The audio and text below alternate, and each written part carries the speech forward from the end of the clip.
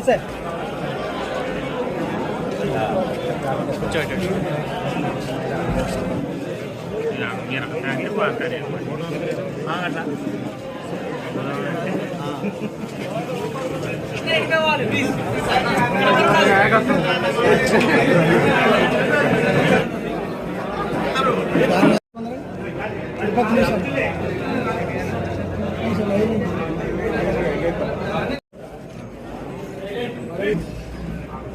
కొత్త అనంతపురం జిల్లా అందరికీ నమస్కారం.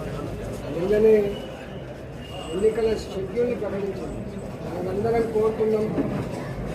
కామారెడ్డి డిక్లరేషన్లో భాగంగా బీసీలకు స్థానిక సంస్థలలో 42% రిజర్వేషన్ ఇస్తామని చెప్పిందో దానికి కౌన్సిల్లో కానీ అసెంబ్లీలో కానీ యునానిమస్ తీర్మానం చేసిందో భారతీయ జనతా పార్టీ కూడా సంపూర్ణంగా మద్దతు ఇచ్చింది. 2 సంవత్సరాలు అవుతుంది. ఇప్పటి వరకు స్థానిక ఎన్నికలు నిర్వహించకపోవడం వల్ల గ్రామాలన్నీ కూడా వల్లకాడుగా మారిపోయింది. తక్షణమే ఎన్నికలు జరిపించండి.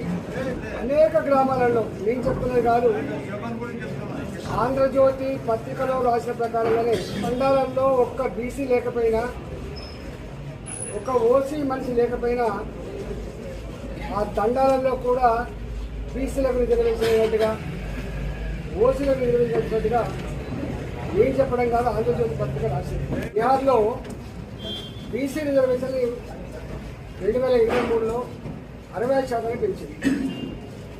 సుప్రీంకోర్టు ఆనాడు కొట్టేసింది.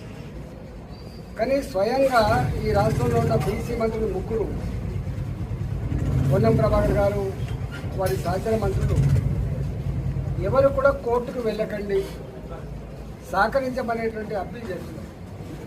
నేను ఒకటే అంటున్నా, మీరు అన్ని సవ్యంగా చేసిన తర్వాత కోర్టుకు వెళ్తే వచ్చే నష్టం ఏంటి అంటే దాన్ని బట్టి అర్థమవుతుంది.